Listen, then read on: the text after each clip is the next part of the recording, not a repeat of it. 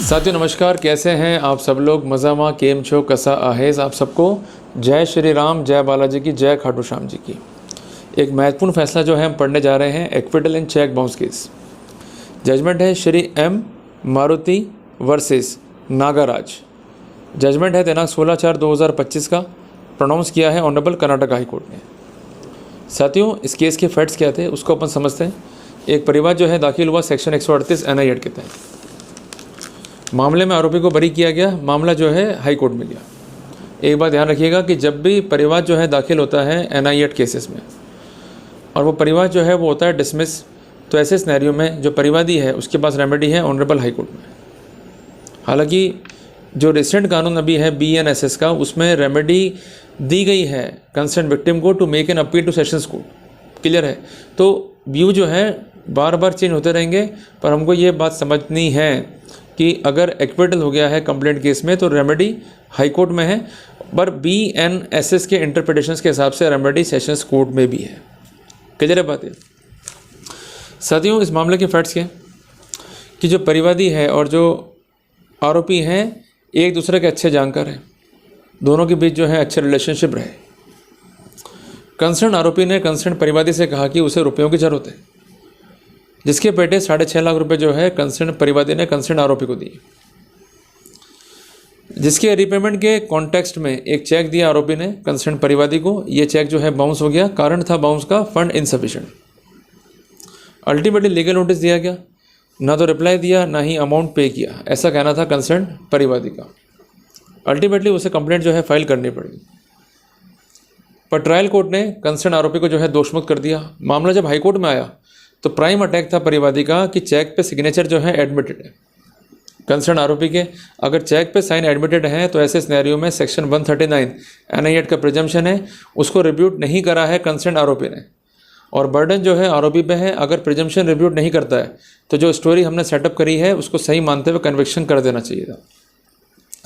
उनका ये कहना है कि जब रिप्लाई नहीं है तो ऐसे सिनेरियो में आफ्टर थॉट वर्जन को इंसर्ट करना और उसको सही मानना कतई सही नहीं है। ट्रायल कोर्ट ने एरर कमिट किया है। उनका ये कहना था कि कोई भी ऐसे डिफेंस डॉक्यूमेंट फाइल पे नहीं है जिसके आधार पर हम ये कह सकें कि प्रोसिक्यूशन जो है फेल हो गया और डिफेंस अपना स्टैंड साबित करने में सफल रहा। एक बात ये ध्यान रखिएगा कि प्रोसिक्यूशन को अपना केस साबित करना है बियॉन्ड रीजनेबल डाउट, और जो कंसर्न आरोपी है उसको अपना बचाव लेना है बाय प्रिपोर्टेंस ऑफ द प्रोबेबिलिटी, जिसके लिए बेसिक टर्म हम क्या यूज़ करते हैं? Probable defence. इसको आप नोट डाउन कर लीजिए। यहाँ पर कंसेंट डिफेंस का ये अटैक था कि हमने रिकॉर्ड पर एक नहीं दो नहीं मल्टीपल ऐसे कारण दिए जिसके आधार पर केस जो है डाउटफुल हो जाता है और केस में जो है सीरियस इनकंसिस्टेंसी जो है दिखाई देती है। वो पॉइंट क्या थे आप नोट डाउन कर लीजिए। पहला पॉइंट था कि रिकॉर्ड पे ऐसा कोई दस्तावेज नहीं है टू शो दैट कि हमने कंसर्न परिवादी से ये रुपया जो है उधार लिया। पूरा का पूरा ट्रांजेक्शन जो है कैश में है, अनअकाउंटेड है। Even there is no receipt, acknowledgement, agreement.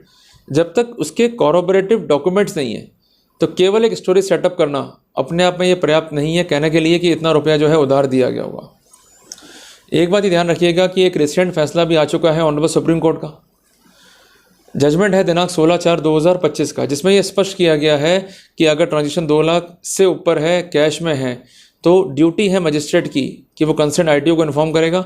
ITO इस मामले का विश्लेषण करेगा, स्क्रूटनी करेगा और अपनी रिपोर्ट कोर्ट को सौंपेगा ताकि वास्तविकता क्या है वो स्पष्ट हो सके। तो उस जजमेंट की लाइट में भी आपको अपना एप्लीकेशन जो है मूव करना है, and that application will help you to have a proper probable defence. Clear हो गया आप लोग? दूसरा अटैक यह था कि there is no document on record कि फाइनेंशियल कैपेसिटी क्या है परिवादी की, क्या वास्तव में इतना पैसा लैंड करने की स्थिति में है या नहीं है। ये अटैक था कंसर्न डिफेंस का। तीसरा इनका अटैक यह था कि जो इंस्ट्रूमेंट है उसका मिसयूज़ हुआ है।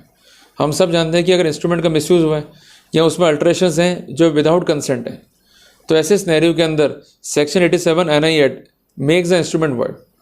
हालांकि प्रिजम्पशन धारा 20 का भी है कि अगर साइन आपके है चेक कोई भरे फर्क नहीं पड़ेगा, पर इस तरह के डिफेंसेस लेने चाहिए to show to the concern court कि कैसे मैनिपुलेशन हुआ है एक चेक के अंदर। तो यहाँ पर राइटिंग भी डिफर है, उसकी इंक भी डिफर है। इस पर जो है हाईलाइट करा डिफेंस ने अपना पक्ष। साथियों इनका कहना यह था कि जो भी हमने पैसा लिया है वो कम पैसा है और जो पैसा लिया उसको हमने रीपे कर दिया। ये है सबसे क्लिंचिंग डिफेंस। इसको स्टैंड कैसे करता है डिफेंस, समझिएगा। कई बार क्या होता है कि एक व्यक्ति कोर्ट में खड़ा करते हैं और उसके द्वारा जारी एक रसीद जो है कोर्ट में पेश करते हैं कि साहब ये व्यक्ति जो है कंसर्न परिवादी का ही व्यक्ति है, और जो कंसर्न परिवादी का व्यक्ति है या उसका एजेंट है उसको हमने पैसा संदाय कर दिया, उसके बिहाफ पर जो है उसे पैसा ले लिया और अल्टीमेटली उसका रिसिप्ट जो है उसने हमको दिया जो हम आज पेश कर रहे हैं। और कंसर्न वो व्यक्ति जिसने पैसा लिया है अगर वो उसका कोऑपरेशन कर देता है then it is a very good point to stand repayment. या कई बार ऐसा भी होता है कि अकाउंट ट्रांसफ़र कर दिया पैसा और वो एंट्री जो है छुपा लेता है कंसर्न परिवादी, then we are having a very good case. इस केस में क्या हुआ था कि सर्टेन अमाउंट जो है पे हुआ, ये क्यों हुआ इसका कोई भी कारण नहीं बता पाया कंसर्न परिवादी, तो यहाँ पर डाउट जो है वो क्रिएट हुआ। यहाँ पर कोर्ट ने ये स्पष्ट भी किया है, कंसर्न आरोपी ने भी ये स्पष्ट किया है कि प्रिजम्पशन भले ही मेरे खिलाफ हो सकता है पर उसको रिब्यूट करने के लिए मुझे अपना स्टैंड नहीं लेना है beyond reasonable doubt. I have to submit my stand by the theory of preparedness of the probability, जो मैंने आपको बताया भी है। ऐसा बचाव जो संभावना क्रिएट करे और केस को डाउटफुल करे। इनका कहना यह था कि 2 चेक थे, क्लियर है, 2 चेक हमने इनको दिए टूवर्ड्स अमाउंट, सडन अमाउंट जो है पे भी कर दिया और चेक का जो है मिसयूज़ हुआ है। मेरे खिलाफ जो है 2 केसेस हैं, एक चेक जो है इनके साथी ने लगाया उसका डॉक्यूमेंट पेश हुआ और एक चेक जो है इन्होंने लगा दिया। तो कोर्ट ने उस डॉक्यूमेंट को भी देखा और ये स्पष्ट हुआ कि यहाँ पर सीरीज़ के अंदर जो है चेक का मिसयूज़ हुआ है और अल्टीमेटली ये भी एक प्रोबेबल डिफेंस जो है क्रिएट करता है, यहाँ एक डाउट जो है क्रिएट करता है on story of complainant and prosecution. Ultimately misuse की थ्योरी पे, रिपेट की थ्योरी पे और अल्टीमेटली जो कंसेंट कंसीलमेंट है उसकी थ्योरी पे केस को लड़ा गया और आरोपी जो है वो दोषमुक्त हुआ। और कोर्ट ने इस तरह के डिफेंसेस को सही माना और आरोपी को दोषमुक्त करने के आदेश को सही मानते हुए एक्विटल के ऑर्डर को जो है अपील कर दिया। जजमेंट जो है हमें सिखाता है 5 महत्वपूर्ण बातें। सबसे पहली बात कि जब भी आपको चेक का आ रहा है नोटिस, आप रिप्लाई ज़रूर करो, रिप्लाई नहीं करते हो दिक्कतें बाद में बढ़ती हैं। दूसरी बात है, अगर आप ले रहे हो थ्योरी ऑफ रीपेमेंट तो उसको आपको स्टैंड करना पड़ेगा। उसके 2 रास्ते हैं कि कुछ अमाउंट पे कर दिया पर उसका नेचर जो है चेंज कर दिया परिवादी ने और उसको कंसील कर लिया स्पेसिफिकली परिवाद में, then we will have benefit. या किसी ने उसके बिहाफ पर जो है पैसे प्राप्त कर लिए, उसकी रसीद जो है हमारे पास मौजूद है और वो कंसर्न व्यक्ति जो है कोर्ट में आकर टेस्टिफाई करते हैं इस बात को, being the agent, then we are having a proper defence. तीसरी बात है कि we are not supposed to prove the case beyond reasonable doubt. हमको हमारा केस स्टैंड करना है by preparedness of the probability, जिसके लिए डिफेंस का पॉइंट है प्रोबेबल डिफेंस। चौथी बात है कि चेक पर सिग्नेचर का एडमिट होना प्रिजम्पशन यद्यपि क्रिएट करता है सेक्शन 139 NI एक्ट का, पर इसका मतलब ये नहीं है कि प्रिजम्पशन को हम रिब्यूट ही नहीं कर सकते। प्रिजम्पशन को रिब्यूट करने का भी प्रिंसिपल है जो मैंने आपको बताया और इसको स्टैंड करने के लिए आपको संभावनाएं क्रिएट करनी पड़ेंगी, केस में जो है आपको डाउट क्रिएट करना पड़ेगा। और सबसे इंपॉर्टेंट बात है to rebut the presumption it is not required for you to come in the witness box. आप स्पेसिफिक जिरह करके जो सर्कमस्टेंसेस कंसील्ड हैं उसको रिकॉर्ड पे ला करके अपना डिफेंस जो है स्टैंड कर सकते हैं। तो ये महत्वपूर्ण जानकारी है आपके बचाव के लिए। साथियों, उम्मीद करता हूँ कि मैंने आपको इनलाइटन किया सब्जेक्ट के ऊपर। अगर आपको सब्जेक्ट समझ में आया, टॉपिक क्लियर हुआ तो इस वीडियो को लाइक और शेयर जरूर कीजिएगा। जल्दी मिलते हैं एक नई क्लास में।